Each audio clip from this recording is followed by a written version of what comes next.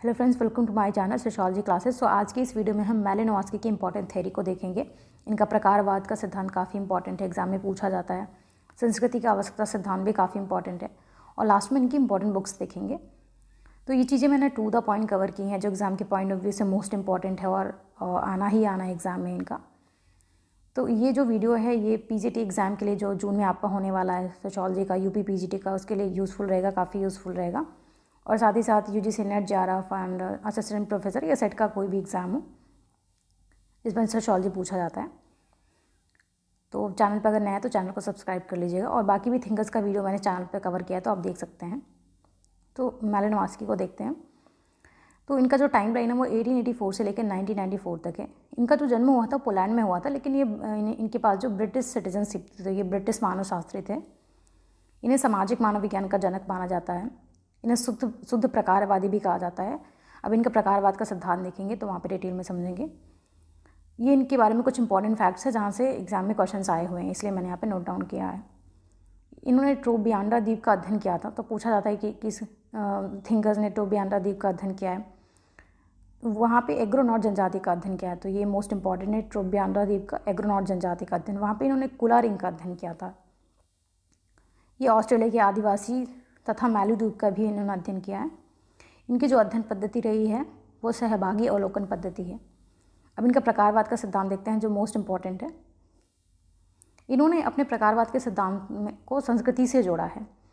इन्होंने कहा कि इसी संस्कृति से जोड़ने की वजह से इन्हें सांस्कृतिक प्रकारवाद का जनक कहा जाता है। तो कभी एग्जाम में पूछा जाता है कि सांस्कृतिक प्रकारवाद का जनक किसे माना जाता है, तो मैलिनोव्स्की, आप ये ध्यान में रखिएगा इस बात को। इन्होंने कहा कि मानव ने अपनी आवश्यकताओं की पूर्ति के लिए जिन भी चीज़ों का निर्माण किया वो संस्कृति है। जैसे पत्थर के औजार से लेकर आधुनिक समय के औजार तक हैं, जैसे भाषा हो गई, मोबाइल फ़ोन, लैपटॉप, कंप्यूटर, जितनी भी सारी भी चीज़ें मानव ने अपनी आवश्यकता की पूर्ति के लिए की, वो सारी संस्कृति की इकाइयाँ हैं, संस्कृति है। इन्होंने कहा कि अगर संस्कृति की जो इकाइयाँ हैं इन्हें अपने अस्तित्व को बनाए रखना है तो इनका प्रकार करना अपरिहार्य है। इसके लिए इनके पास कोई ऑप्शन नहीं है। अब इसी को थोड़ा डिटेल में समझते हैं। इन्होंने कहा कि जो संस्कृति की इकाइयों का निर्माण मानव ने अपनी आवश्यकताओं की पूर्ति के लिए किया है और इन्हें अपने अस्तित्व को बनाए रखना है, तो मानव की आवश्यकताओं की पूर्ति करना अपरिहार्य होगा। इन्होंने कहा कि जिस दिन ये इकाइयाँ जो हैं और इन्होंने मानव की आवश्यकताओं की पूर्ति बंद कर देंगी, उस दिन मानव समाज इन्हें बाहर कर देगा। तो इसी एक एग्जाम्पल से समझते हैं। जैसे कि पहले जो एक फ़ोन आता था, कीपैड होता था, तो अब क्या है, उसकी जगह पे स्मार्टफोन्स आ गए, तो वो ज़्यादा स्मार्टली काम करते हैं, उनकी स्पीड अच्छी है। जो पुराने फ़ोन थे तो वो उतनी अच्छी से उन्होंने स्पीड को कैप्चर वो नहीं कर पाते, तो उन्हें क्या है कि अब उन्हें लोग यूज़ नहीं करते हैं, मतलब उन्हें समाज से बाहर कर दिया गया है, क्योंकि अपना उस स्पीड को अब वो मानव की आवश्यकताओं की पूर्ति नहीं कर पाने में असमर्थ हो गए हैं, क्योंकि उनकी स्पीड इतनी अच्छी नहीं है और ना ही उतने स्मार्टली काम करते हैं। तो आप इस तरीके से इसे समझ सकते हैं। होप कि आपको समझ में आएगा, क्लियर हो गया होगा। अब इनका जो प्रकारवाद का सिद्धांत है उसे और भी नामों से जाना जाता है, जैसे कि प्रकारात्मक अपरिहार्यता का सिद्धांत इनके प्रकारवाद को कहा जाता है। व्यक्तिगत प्रकारवाद का सिद्धांत कहा जाता है, क्योंकि इन्होंने जो संस्कृति की इकाइयाँ हैं इन्होंने मानव की आवश्यकताओं की पूर्ति से जोड़ा, इसलिए व्यक्ति की आवश्यकताओं की पूर्ति जोड़ा, इसलिए व्यक्तिगत प्रकारवाद कहा जाता है। और इनका जो प्रकारवाद है वो सार्वभौमिक प्रकारवाद है, क्योंकि इन्होंने कहा कि जो संस्कृति की इकाइयाँ हैं वो सार्वभौमिक रूप से प्रकार करती हैं अपना, इसलिए। अब नेक्स्ट इनका संस्कृति की आवश्यकता का सिद्धांत देखते हैं। इन्होंने कहा कि 3 तरीके की मूलभूत आवश्यकताएं होती हैं, जैसे कि पहला है जो मानसिक बौद्धिक, दूसरा है शारीरिक, तीसरा है प्राणीशास्त्री। इनका मानना था कि इनकी जो पूर्ति है वो संस्कृति की कोई ना कोई इकाई, जितनी तीनों आवश्यकताएं हैं इनकी जो पूर्ति है वो संस्कृति की कोई ना कोई इकाई अवश्य करती है। और इससे जुड़ी उन्हें 7 आवश्यकताएँ बताई हैं। काफ़ी इंपॉर्टेंट है, एग्जाम में पूछा जाता है कि मैलिनोव्स्की की कितनी आवश्यकताएँ, तो 7। आप इसे थोड़ा सा ध्यान में रखेंगे तो काफ़ी ईजी रहेगा क्वेश्चन सॉल्व करने में। पहला है, इन्होंने कहा कि पहला है पोषण या भोजन, जो इकाइयाँ जो खाद्य सामग्री की पूर्ति करती हैं, जैसे रेस्टोरेंट वगैरह हो गया।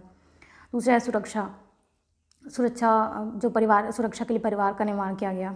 स्वास्थ्य के लिए अस्पताल, आराम करने के लिए मकान, मशीनें, गाड़ियाँ बनाई गई। 5वां जो है वो है वृद्धि, इसके लिए प्रशिक्षण संस्थान बनाए गए। तो यहाँ पे प्रशिक्षण संस्थान है, सॉरी से करेक्ट कर लीजिएगा। गति के लिए यातायात एवं संचार, प्रजनन के लिए विवाह का निर्माण किया गया। तो उनकी 7 आवश्यकताएँ हैं, इन्होंने बताया।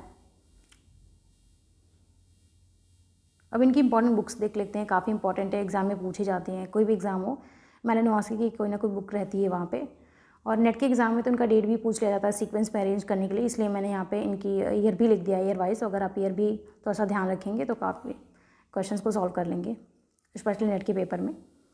तो पहले जो इनकी बुक है the family among the Australian aborigines 1913, the argonauts of the western Pacific 1922, crime and custom in civil society 1926, sex and repression in civil society 1927, the sexual life of savage 1929, coral gardens and their magic 1935, the scientific theory of culture 1944, most important है, ये कई सारे exam में पूछी गई और कई बार repeat भी किया गया है इन्हें। Freedom and civilisation 1944, dynamics and cultural change 1945, magic science and religion and other essays 1948, ये भी काफ़ी इंपॉर्टेंट है। तो अगर वीडियो आपको पसंद आया तो वीडियो को लाइक और चैनल को सब्सक्राइब कर लीजिएगा, और बाकी थिंकर्स को भी मैंने इस चैनल पे कवर किया है तो आप जाके देख सकते हैं।